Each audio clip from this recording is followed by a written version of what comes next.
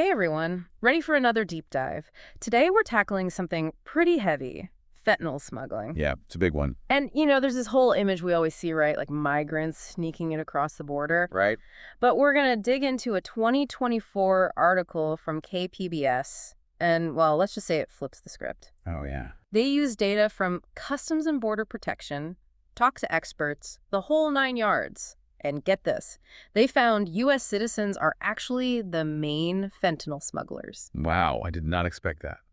So not migrants with backpacks then? Nope. So how's all that fentanyl getting in then? Well, the article says it's mostly happening at legal border crossings, not the middle of nowhere. Huh, interesting. Yeah, and they focused on the San Ysidro crossing. Open 2047, over 100,000 people crossing daily. 100,000? That's a lot of people. I know, right? Like, how do they even try to find it? It's going to be tough. The article mentions sniffer dogs, scanners, all that, but the smugglers are getting really creative, apparently. Oh, yeah, like what? Hiding it in tires, dashboards, even inside the car's structure. Yeah, wow.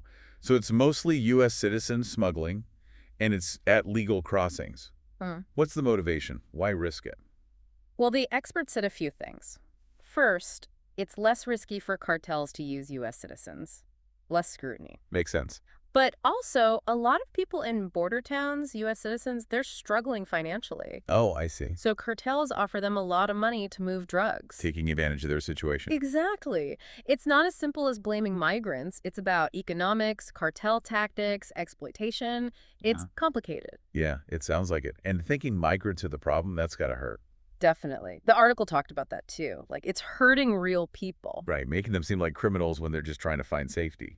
And it's stopping us from finding real solutions because we're focused on the wrong thing. Like trying to fix a leaky faucet when there's a burst pipe. Exactly. So what does the article say we should be doing? Well, they said one big thing is focusing on those legal points of entry. Like San Ysidro. They talked about investing in new tech, things like non-invasive scanners. Non-invasive. What are those? Basically, they're like super high-tech x-rays, can see through cars without taking them apart. Oh, that makes sense. Faster, more efficient. Right. But tech alone isn't enough, I bet. You got it. The article also talked about addressing the demand side of things. Okay, yeah, we talked about treatment programs, prevention, all that, but how do you even begin to tackle that? It feels overwhelming. Yeah, it's a huge problem for sure. But they had some ideas, like using AI, to analyze data, look for patterns, maybe even predict smuggling before it happens. Like super-powered detective work. Yeah, something like that. And also, they're trying to understand the brain better, like how addiction works. There are even programs that use VR, virtual reality, to simulate cravings and help people cope. Wow, that's pretty wild. So it's not just stopping the drugs, it's understanding why people use them in the first place. Right, exactly. It's a complex issue with biological, psychological, social components. We need prevention, treatment, and support all working together. I'm starting to get it. It's all connected. But you mentioned San Ysidro is just one piece of the puzzle, right? Yeah, for sure. Every crossing is different. What works in one place might not work in another. So we can't just copy-paste solutions everywhere. Right. Each crossing has different infrastructure, traffic, the types of goods that come through. And different cartels, probably, with different tactics. Absolutely. It's like each one's its own little world. And that's why this deep dive is so important. It's making us think about the details, the complexities, not just the simple stories. Yeah, no more easy answers. Exactly. This is already blowing my mind, and we're just getting started. Oh, yeah. There's a lot more to unpack. And, it's not just about wasting resources. This whole idea that migrants are the fentanyl problem, Yeah. it hurts people. Right. It's not just theoretical. What kind of impact does it have? Well, it basically makes migrants and asylum seekers look like criminals, Yeah. like they're dangerous. And that's so unfair. These are people trying to escape horrible situations. Exactly. They're looking for safety, and we're making them seem like the enemy. It's heartbreaking, and it also stops us from actually solving the fentanyl crisis. Right, because we're stuck on this false idea. We need to look at the real problem, not just the scapegoat. Yeah, so what does the article say we should be doing instead? Well, they talked about the two-pronged approach. We need to secure those legal crossings, like with those scanners. Right, those non-invasive ones. But the other part is we need to do something about demand. Right, the treatment programs and all that. But how do we even start with something that big? It seems impossible. I know what you mean, but the article had some ideas. Like, what if we use AI? Artificial intelligence. Oh, interesting. Like they could analyze all this data from border crossings, even social media. Maybe we could spot smuggling before it happens. Oh, that's some next level stuff.